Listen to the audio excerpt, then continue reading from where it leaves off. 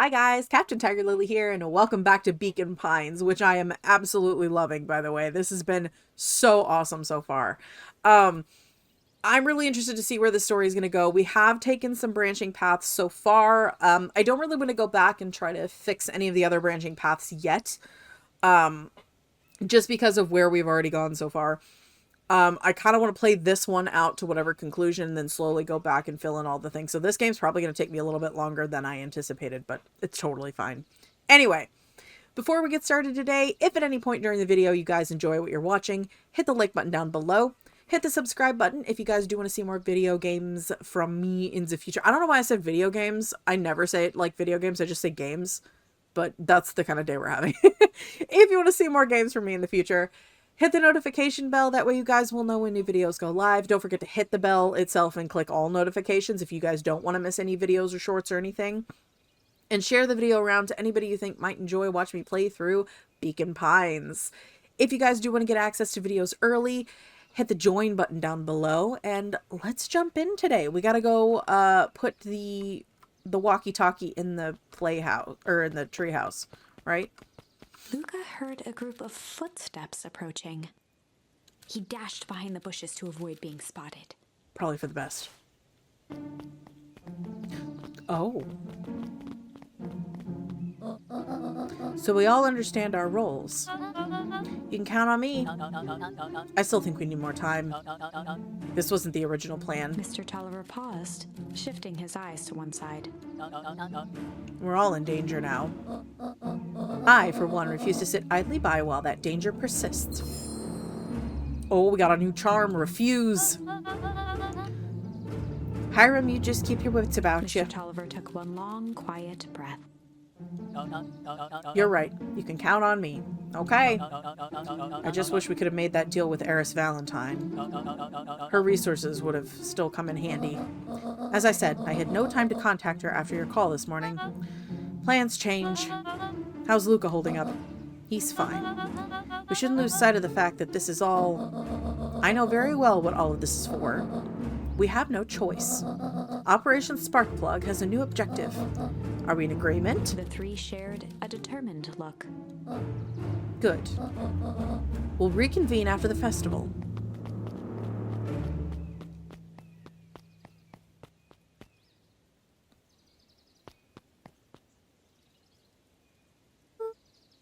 Gran?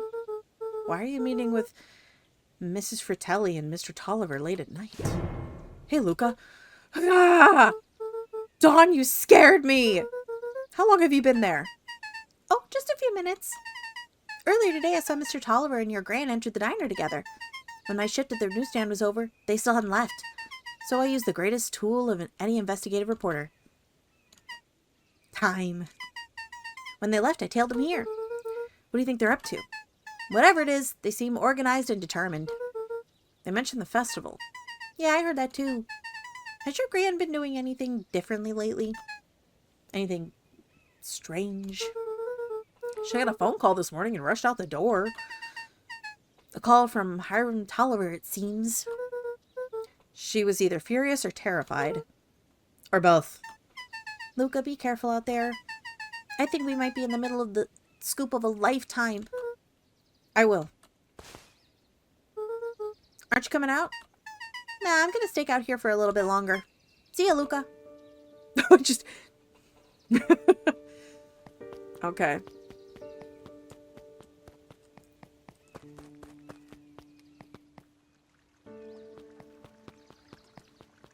Okay, I do want to keep, like...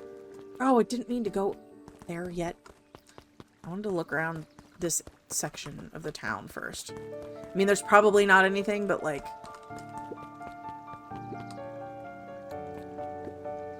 I did it. I changed the sign. Splendid. Did anyone see you? I don't believe so. You were right. It was simple enough to rearrange the letters. Odd choice for a prank, though.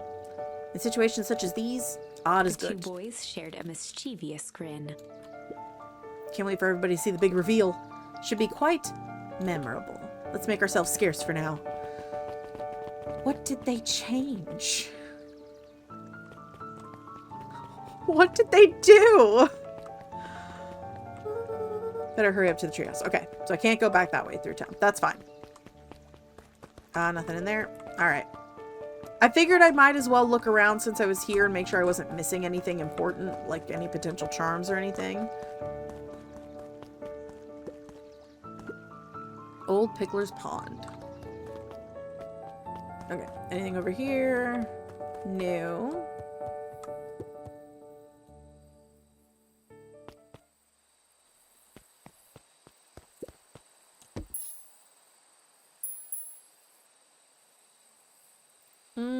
Luca stuck a toy stretchy hand onto the hook. Those things always get dirty anyway.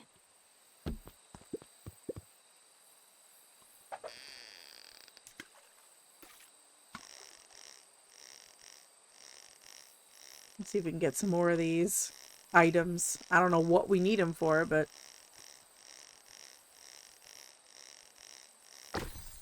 Ooh! Should we give it to Mom? She likes jewelry. That's a sweet thought, Buckaroo. I'm not sure she'd fully appreciate a pond bracelet. I'd like a pond bracelet! Luca wrapped some tape around the hook. Hey, you never know. I don't think that's gonna work, but sure.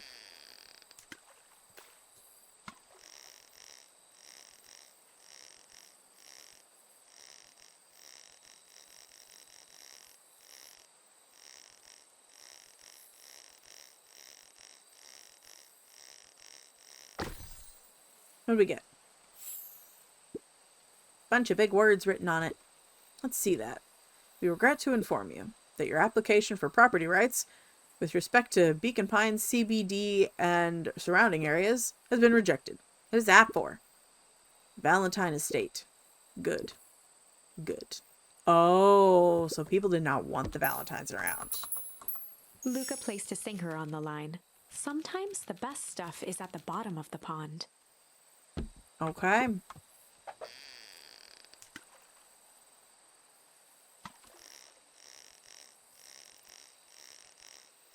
Let's see what we got from the bottom of the pond.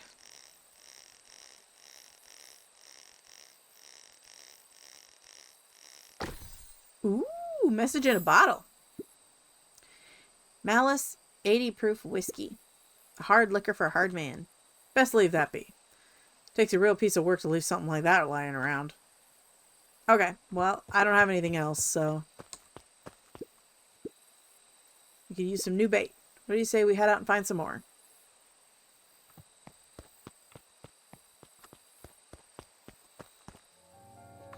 Okay. Let's go to the hideout, I suppose.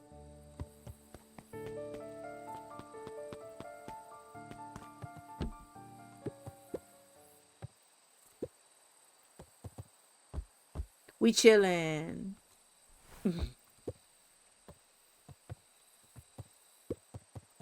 Okay, is there anything else I need to do, like, look at around here? I don't think so. I think it's just that. Okay. Rolo? Rolo, are you there?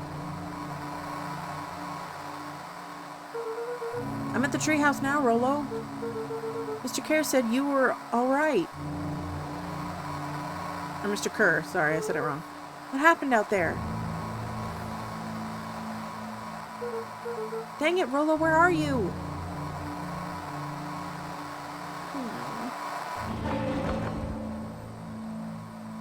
What? Who was there? Luca could only see a cloaked shape behind the rocket. I got weapons in here. You better come out right now. He strained to hear as a muffled voice began. Weapons? How could you hurt something that's already dead? Fear gripped Luca's throat. Who are you? Well, you don't recognize me? I guess I don't even recognize myself anymore. Luca stared at the ground for a moment, trying to place the dampened voice. The figure shifted slowly from behind the rocket, revealing itself to Luca. I'm a monster. And now they hunt me like the beast I am. Iggy? Luca reached over empathetically. Iggy's tone jolted to dejected anger. Don't touch me. This is all your fault. Luca slumped to the ground, Oh, overwhelmed jeez. by guilt. I'm so sorry. I didn't mean to. I lost control.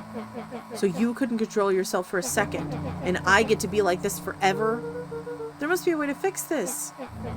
Oh, you're gonna be my savior? Perfect little Luca saves the day. With his positive attitude and the power of friendship. None of this matters. There's no time. They're after me. They chased me all through Weepwood. I only came here to hide. Hide from who? Who's after you? Luca! Luca! Rolo? It's not safe, Luca! Rolo, where are you? The treehouse! I'm in the treehouse, Rolo! Where are you? No, Luca, the treehouse isn't safe! They said they were gonna go to the treehouse! I was trying to tell you to stay away from the treehouse! Who said they're going to the treehouse? The clipboards! What did I tell you? Those perennial harvest wackadoos are after me. They've been chasing me, yelling questions at me. What sort of questions? They were saying the same stuff they always do, but it's different now. Less asking, more threatening. We're gonna figure this out, Iggy. Yeah, well, thanks. Hello? Is anyone present in this arboreal domicile? Crap, they found me. Luca, what's happening? Don't panic. You stay here and I'll see what they want. Hello, Mr. Van Horn. We would love to hear your thoughts. Do you have time for an informal chat? We will be brief. Your time is valuable to us. Are they clones? Are they all clones? Be down in just a second. Of course, of course, of course, of course. We have a problem.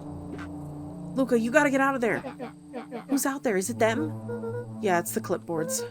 Bunch of them. How many? Maybe all of them? And yeah, you were right. They were saying the same stuff, but with the creepy knob cranked to 10. Might young Iggy be present? We would love to hear his thoughts. Run! Iggy slumped to his knees. I don't know what to do. I'm just so tired. Luca, what do we do? Luca grabbed the walkie-talkie and headed for the window. Follow my lead. Luca and Iggy climbed up the back of the treehouse to its roof, where Rolo had constructed his MCDC, Oh, the Mission Control Defense Cannon. okay. From behind the crowd of clipboards, William Kerr strode forward, Of course he a did. warm smile on his face. Iggy, there you are. You gave all of us a heck of a scare. Go away. Just leave me alone. I'm sorry, Iggy, but no can do. Don't worry, though. We're here to help. Help? Then why were you chasing me? Luca, can you talk some sense into your pal here? Just look at him. He's not well. What's wrong with him? What did the gunk do to him? Well, that's a pretty honkin' big question, Luca. All you need to know is that he's sick. He's real sick, Luca. I just need you to let us up there and take care of him. You told me Rolo was okay, that he was resting back at his place. He is. Poor fella just got a little lost. That is a lie. That's a hurtful thing to say, Luca. I thought we were buddies. Why? 'Cause he lets you ramble on like a wackadoo? Nobody likes you, you creep. Kerr's smile faltered. Why don't you pop on down here so we can have a face-to-face? Yelling like this is gonna give us all a heck of a sore throat. And who wants that? Luca's grip tightened on the MCDC. Yeah. What'd you do to Rolo, you liar? Well, shucks, Luca, the only teeny tiny fib I told you was that he was at home. He is resting, and he's perfectly safe. For now, at least. What happens to him next is up to you, Luca. Look around. You're in quite the pickle, and I'm the only person in the whole wide world who can help you. You get to decide how this all ends. Oh, shit. Luca's mind raced. He was caught in a trap. What do you do when there's no hope? Okay. Iggy wiped his cheeks with a sleeve. What are you gonna do, Luca? Luca drew himself up and decided to take the only option he had left. Fight. Luca drew himself up and decided to take the only option they had left. Fight. swung the mission control defense cannon around, aiming it confidently at the smirking face of William Kerr. Here we go. Hey, Mr. Kerr. Luca summoned his most insolent demeanor. Rollo sends his regards. The Lannisters send their regards. Oh, Rollo. Hey, that was uncalled for. More than a little rude. And just plain unsanitary. Luca, I really did think we were good pals. What a shame it's come to this. Kerr turned his back on the two boys. End this. With a nonchalant wave of the hand, he made his exit. Ah, crap. As the clipboards began to slowly advance on the treehouse, Luca looked to Iggy with resignation in his eyes. The end. Damn. That escalated quickly. Maybe discretion was the better part of valor here. Maybe. Let's put a pin in this for now. All right, so. Did we get... Okay, we got the right one for, I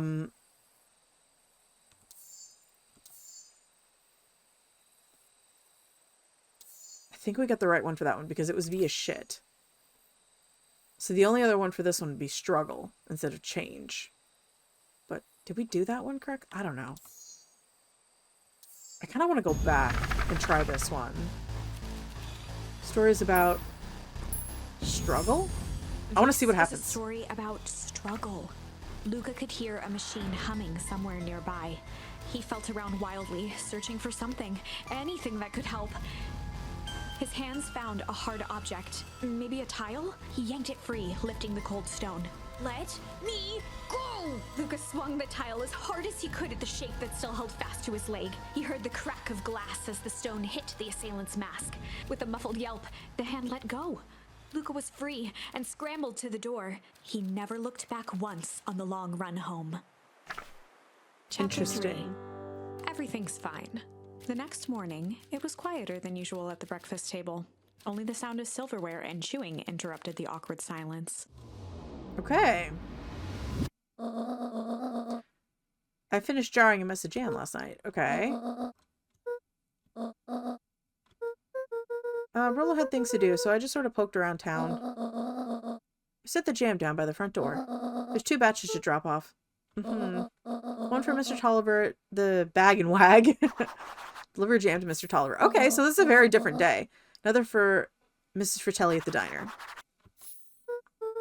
Oh, and Mr. Nuncreed? He said he wanted some more. I suspected as much. He seems to have taken a particular interest in my jam. There are some extras in the basket for that enthusiastic gentleman. Just make sure Fratelli and Tolliver get the ones on the top. No problem. Off with you now while the day's still young. Okay, so what I want to do is I want to go to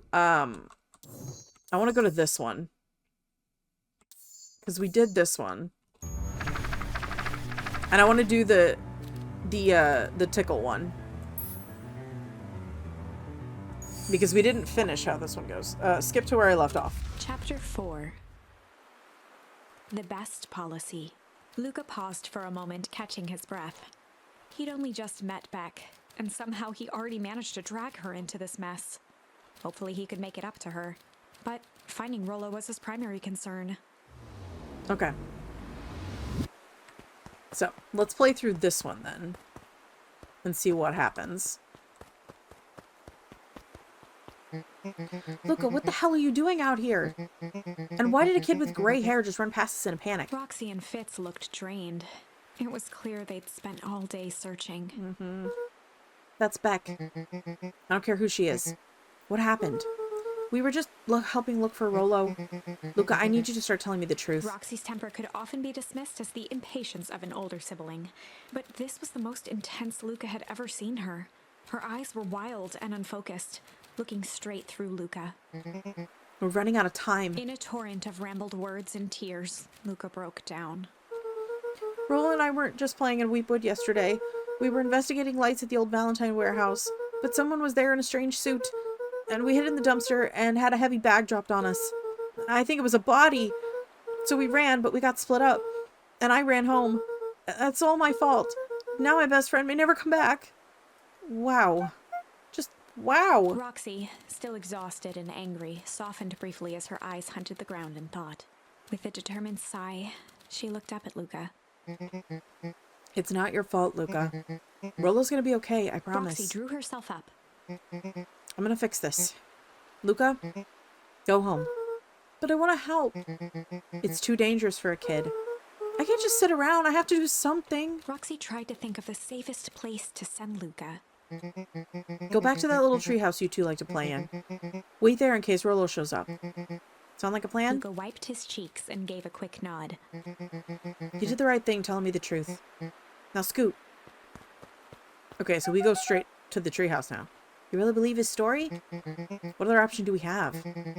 Things have been strange around here leading up to the festival. My dad has been acting weird lately. Well, weirder than normal. Looking into the puddle, Roxy rubbed her arms to warm up. Why is it so cold here? This place gives me the willies. You two be careful. Don't touch the ickies.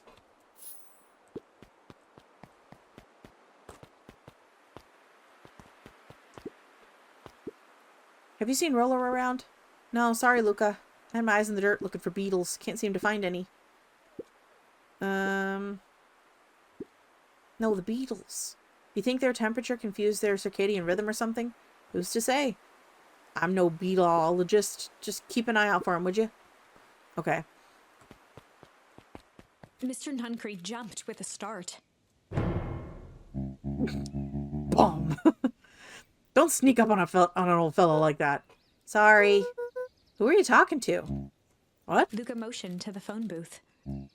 Oh, no. I was just checking because I thought I heard it ring. But the dang thing never does, of course. I've never seen anyone use it, really. Whole thing's a waste of money, if you ask me. Any word from Rollo yet? Not yet. Long time for a boy to lose his way. Rollo knows those woods too well to get lost. I don't like that sound. Suppose you're right. Silly boy's antics have this whole town worried sick. Antics? We all know Rollo likes to play his little pranks. You think this is a prank? What other possible explanation could there be? He's not playing a prank and he didn't get lost. Someone took him, I know it. How would you know that? Unless... Luca, is there something else you know? Mr. Nuncreed gently placed one of his substantial hands on Luca's shoulder. Dang it, boy, if there's something you know, something that could help your friend, you need to tell folks. Uh-oh. Luca peered up at Mr. Nuncreed. Kind eyes warmed a stern face. There was a deeper emotion hiding beneath it all. It was subtle, but Luca could sense something eating away at him. There was something lurking behind this. A shame? There was a shame lurking behind those eyes. A deep sadness. If Mr. Nuncreed was that worried about Rollo, maybe he could help. Maybe. Yesterday, Rollo and I were messing around at the old Valentine warehouse. Mr. Nuncreed raised an eyebrow. Both of you? You were with Rollo when he went missing. Not exactly. I was hiding in the dumpster. The dumpster? What were you doing in there? Well, first we were just looking around, and someone in a strange yellow suit came and dumped something on us. We both got scared and ran. It was the last I saw of him. You got scared by some garbage? Well, that's why you don't go sulking around in someone's dumpster. It wasn't garbage. I think it was a body. I'm sure it was just some trash. No, there was a name tag. It said Deep Engineering. Mr. Nuncreed's shoulders slumped. I wish you wouldn't have said that. A deep sigh bellowed from his chest. Why did you have to... I tried, Luca. God knows I tried to keep you safe. Luca attempted to take a step back, but Nuncreed's hand clamped down on his shoulder. He's in on it. But you Van Horns just can't help yourself, can you? We were all so close to being done with this. With a firm shove, Nuncreed manhandled Luca into the phone booth. What are you doing? It's out of my hands now. The door latched shut with a mechanical hiss. Shit. Oh no. A As Luca pounded the glass, the floor dropped from under his feet. The inside of the phone booth was now a loose capsule, plummeting at gravity's whim. Oh my god. He winced and pressed his hands to the walls. As he braced for impact, the capsule hurried to a surprisingly smooth stop. He felt a cold rush of air and opened his eyes with hesitance. Two large figures in hazmat suits occluded his view. Luca heard the deep, resigned voice of Mr. Nuncreed over an intercom. He knows too much. The end. Wait. No. This isn't the end. I know there's still much more. Somehow this went wrong. Okay, let's try something else. Okay, so...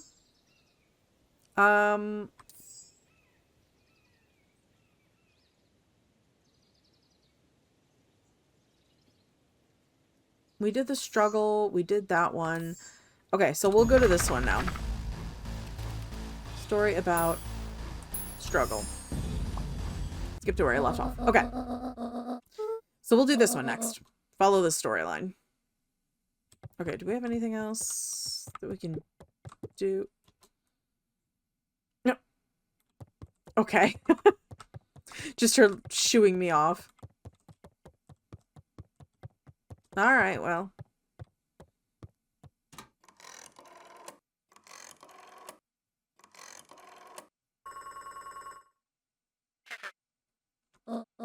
Hello, it's Juniper Hartford.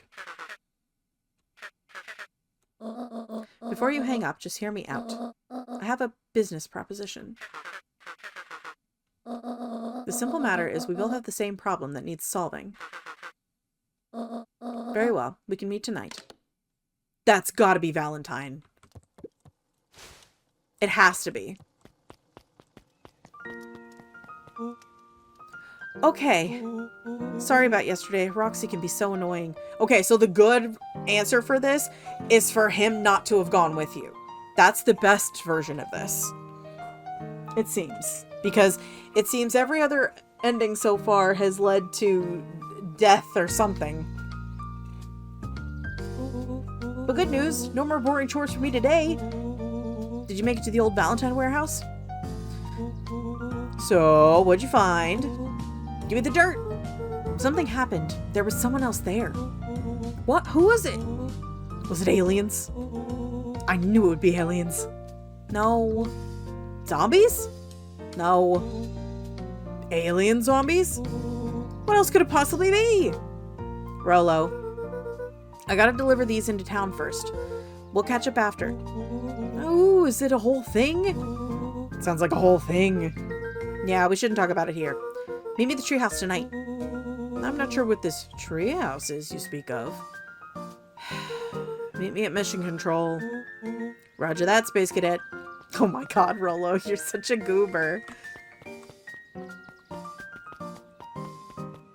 Okay, let's get into town and deliver these. Oh, I was gonna talk to him about... Wait, watch your step. Oh, sorry. There's a whole family of beetles here. They've gone missing. I thought they just sort of wandered around. Everyone has a home, Luca. Even beetles. Luca checked the soles of his sandals. I think we're okay. It's weird that they're gone. They went missing when the festival preparations began. Think the noise scared them? Something like that. Just watch where you step, okay? Will do, man. No squished bugs.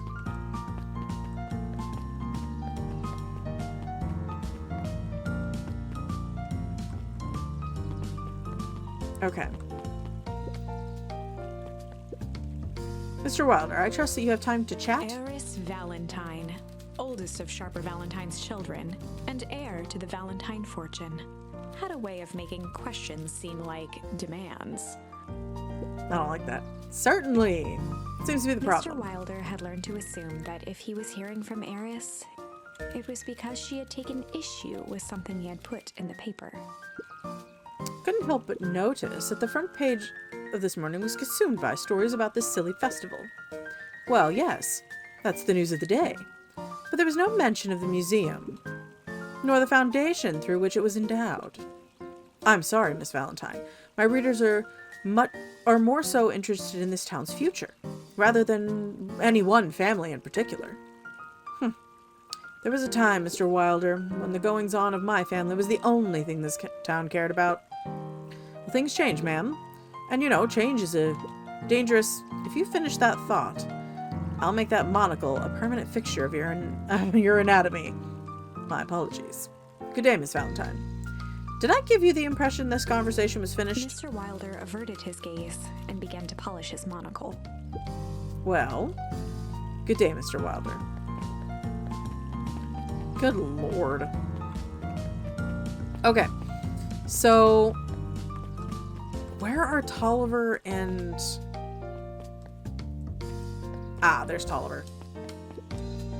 Huddled at his counter, Hiram Tolliver was meticulously shining apples.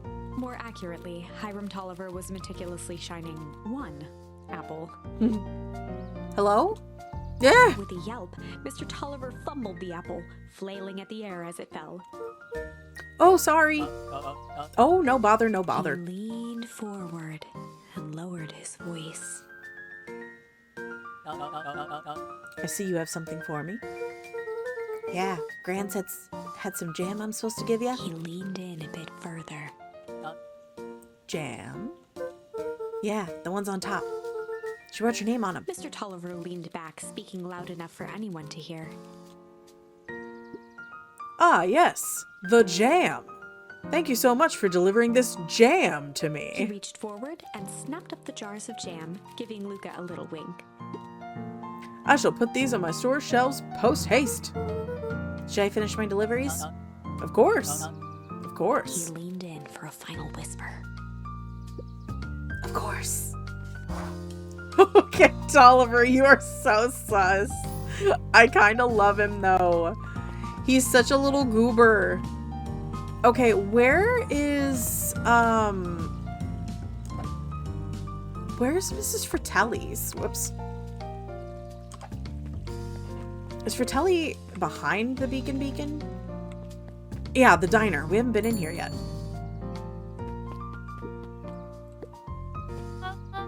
Well, if it isn't my favorite little jam runner. Hey, Mrs. Fratelli. Look at He you. leaned forward and pinched Luca's cheek. You're all skin and bones. Is your gran not feeding you? She is. It's just... I understand. You know, I taught your mama how to cook back in the day. You may not even remember, but you and her used to help out in the diner. See that picture over there? That's you helping your mama back in the day. So cute running around your little apron taking orders. The whole situation just breaks my heart what happened with Eleanor. Oh! I got a feeling she's out there somewhere, yearning to be with you again. Few things in this world can keep a mother from her son. Luca shifted the basket uncomfortably. Oh yes, let's see Mrs. here. Fratelli lifted the cloth and inspected the jam. Ah, they even have my name on them. How thoughtful. She carefully lifted out her jars of jam. You tell your gran hello for me, Luca. Will do. Alrighty. Let's take a look around here and see if we've got anything Luca else. squinted at the faded photo of him and his mom at the diner. Memories of that day came flooding back. Oh, memories. I'm ready to help, Mama. Alright, little buckaroo. It's up to us to feed these folks while Miss Fratelli is away. I gotta deal with the inventory before I can start cooking. Think you can handle taking some orders in the meantime? Yes, Mama.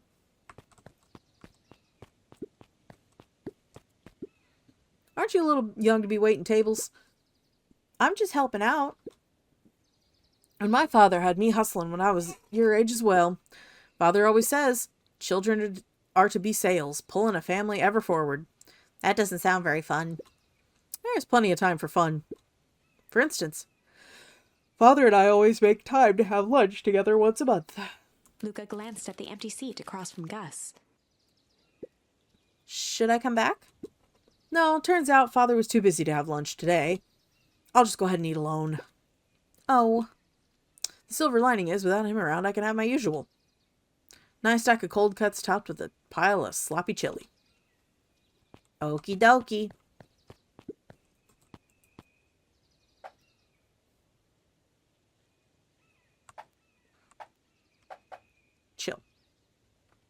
cold cuts. Yeah.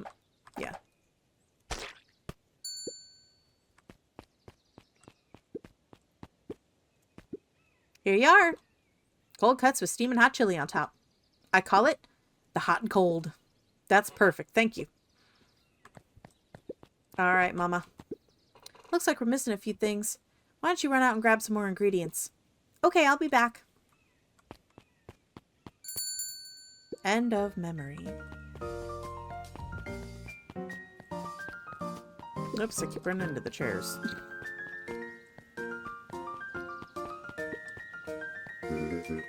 If I could just be left alone, young Mr. Van Horn. Oh, sure. Sorry to bother you. It's just that Mr. Kerr asked me to make the opening speech at the festival. Being mayor and all, you might expect me to be a charismatic speaker. Truth is, I'm terribly nervous. I don't really think I'm cut out for this sort of thing. Cut out for being mayor or for public speaking? Both, I suppose. I never really chose any of this. It's more of a duty to my family. For our legacy. That sounds like a heavy burden. As for the festival, just speak from your heart. I'm sure it'll be great. You got this, Mr. Mayor. You can do this. Oh, Dawn. Hey, Dawn. Ugh. Hey, Luca, what's up? You got you on jam delivery, eh? Yup. Have you seen the new kid around yet? New kid? Yeah, came in from the big city. Her parents both got jobs here. But get this, one of them's working for William Kerr and the Perennial Festival, and the other is working for Eris Valentine. And the Valentines represent Beacon Pines' past. Perennial Harvest has positioned itself as this town's future. It must make for some interesting dinner table conversations. I can imagine. Thanks for the news, Dawn. You're wonderful. Now I gotta go deal with Nuncreed. I don't really want to be perfectly honest.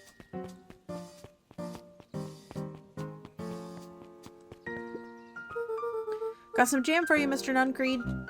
Luca, you seem chipper. Aside from being on delivery duty, it's a nice day. Mr. Nuncreed eyed Luca for a moment, then nodded in agreement. I suppose it is. Do you want your jam? Oh, right. Usually Juniper drops these off herself. I guess she's busy today. Anyway, this is my last delivery for the day. Oh, in that case... Nuncreed snatched the basket from Luca. I'll hold on to the basket until the next time I see your gran. Okay.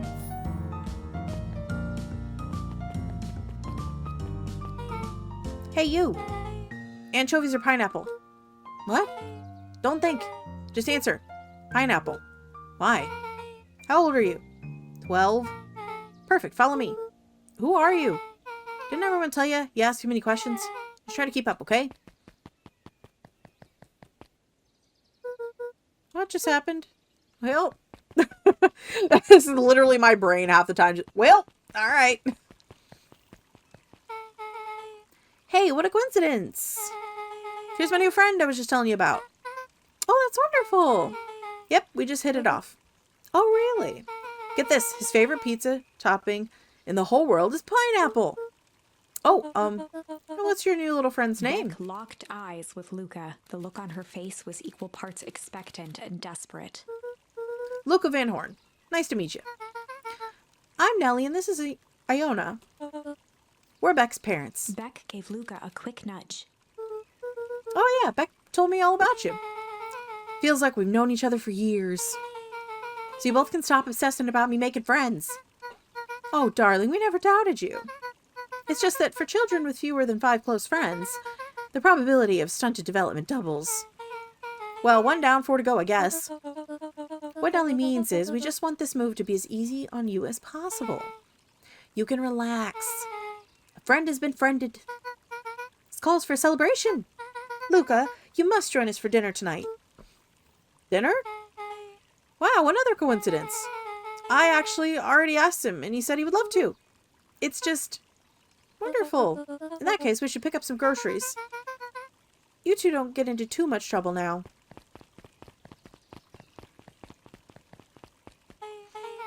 Oh, I can't believe that worked. Thanks a ton. You're welcome? I owe you one. My moms are great and all, but they can be a bit much sometimes. Our house is the little cottage next to that big mansion place. Wait, you live on the Valentine estate? Yeah, that's the spot. Maybe by their big creepy gate? Don't be late. Or I'm back to square one with the whole friend grift. Great, see you there.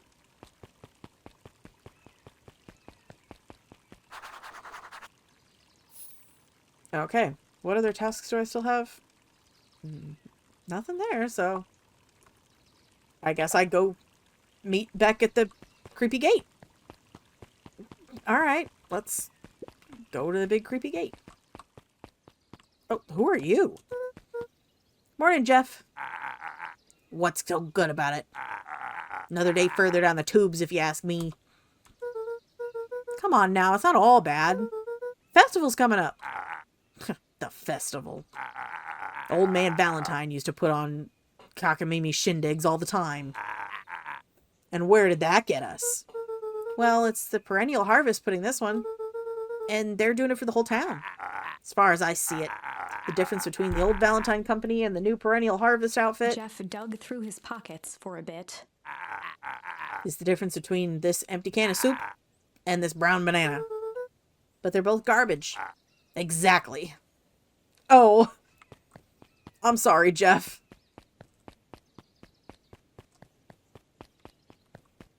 Okay, I'm pretty sure we have to go out this way and then to the right. This time. Oh. No, go back. I was trying to get the beehive. So who all lives in that house? Harris and Gus Valentine grew up there. And Solomon moved in a few years back. Creepy little kid in a vest? That sounds like the one. So just 3 people live in that huge thing? Bet a bunch of shady stuff happens in that place like that. Not really. The Valentines pretty much keep to themselves. So it's empty and boring? Pretty much. What a waste. Mom says that it used to be way busier back before Sharper died. Before the fowl harvest. That's like the 5th time someone's mentioned this fowl harvest thing.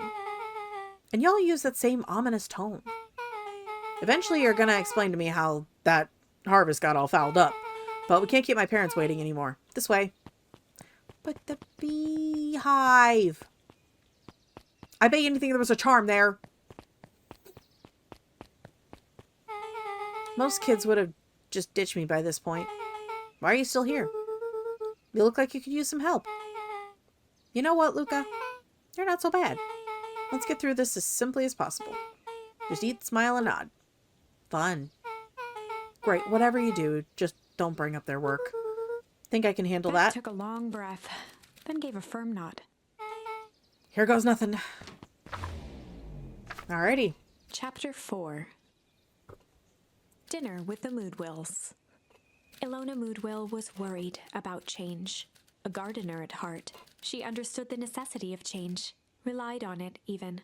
But there was a difference between the controlled world of her plants and this cluttered cottage in a strange town. Almost done. Nellie was a blur of activity, digging through boxes. Sorry, love, couldn't find the dishes. We'll have to make do with paper plates. Dinner went by without much conversation. As she watched Beck and Luca finish up their pizza, Ilona let herself relax into the chair. Oh, Ilona. Got it. The things she cared about were still here. Nellie finally had the job of her dreams. Beck was beginning to take root. Ilona's task was simply to tend to them. She could do that. That seems suspicious. So, Luca, tell us a bit about yourself. Where do you live? Oh, I live with my grandma. Over on the other side of the river. Your grandma? Where are your parents at? Beck, manners. It's alright. My dad passed away in an accident at the fertilizer plant 6 years back. Oh dear. My mom's been missing for a few months now. Like, missing? Luca's eyes were fixed to his plate, pushing a chunk of pineapple around with his finger.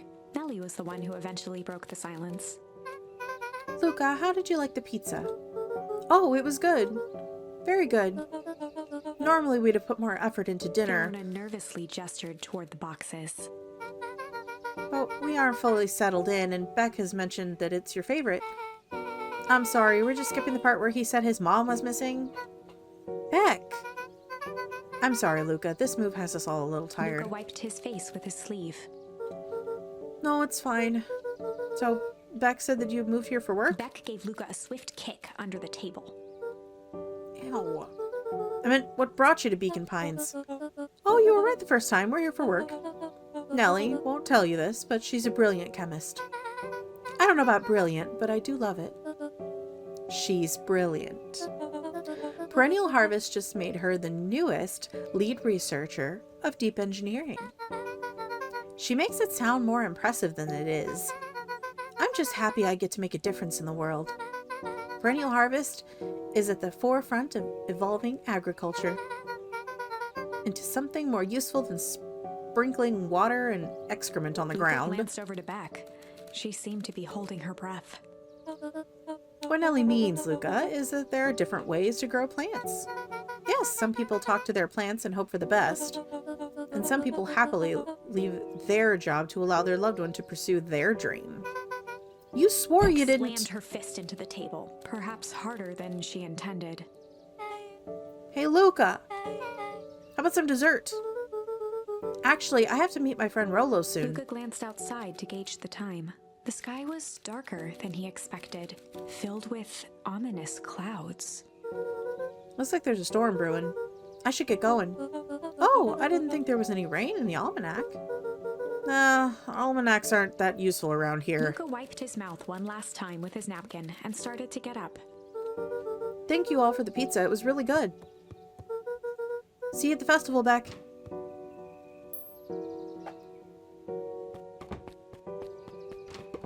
Wait up. I'll walk you home. Surprised, Luca turned around. He knew Rolo could be prickly around new people. But Beck seemed cool. Rolo would warm up to her eventually. Probably. Luca began to respond, but the sky answered for him as the clouds above began to rumble. Luca began to respond, but the sky answered for him as the clouds above began to rumble with ominous thunder. Okay. You sure we can make it home before the storm kicks off? Luca surveyed the roiling clouds. I'd say the odds are good.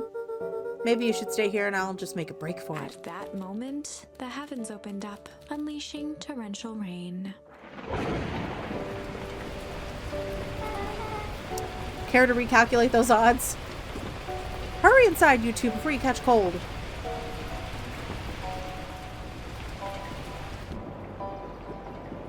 Luca, Nellie will keep trying to reach your gran on the phone. In the meantime, you two hold tight. Well, that didn't go quite the way I thought it would, but sorry, not much to do up here. Most of my stuff's still in boxes. Mind if I poke around? Be my guest. Alright, we're going to leave this one here now that we've made some progress in a different direction. I do think that potentially the other one was the right answer, but we're not going to go back yet. I want to play out each one as we go. I think we've pretty much chosen all the ones we could. I'll probably have to go back and see if there's any new ones for different things, but I don't think there are. We got the ones for those. That was right. We did that one. We did that one. We did that one. Okay. So unless I get new ones to do these two with, we might have to just leave those here for now. So yeah, we'll go back. But anyway, if you guys liked this video, hit the like button down below, hit the subscribe button if you guys want to see more videos from me, hit the notification bell with all notifications turned on, that way you guys won't miss any uploads, and share the video around to anybody you think might enjoy watching me play through Beacon Pines. I'm having a great time with this, by the way. Like, I'm really loving this kind of story setup, and I'm really interested to see if anything's going to happen with Beck's mom, Nellie, working in the what was it, deep agriculture or whatever it was, because that's who was in the like condemned fertilizer plant or whatever, the rundown plant that had been abandoned. So I'm really interested to see what's going to happen there. But anyway, I'm also really interested now with this version of the story with neither Beck nor Iggy getting the ick on them, if that's going to change anything in the long run with the story. Like, obviously we've got the ending where Iggy's face gets all disfigured and the clipboards come after us, which I'm wondering if we'll get another answer for that one eventually. I don't know. I'm still kind of mad that I didn't get the bees charm, because I have a feeling there was a charm with that, but maybe I'll have to go back and do it differently. I don't know. But anyway, I'm going to leave the full playlist now for Beacon Pines down below me here on the screen. It's going to have the first couple episodes if you guys want to get caught up on everything that's happened so far. And the link to the game is going to be down in the description if you guys do want to play this for yourselves. And if you guys would like to join and become a member, the next episode is already going to be live on the channel. So anyway, that all being said, I'm Captain TigerLily, and I will see you guys back in Beacon Pines in the next episode. Okay, bye!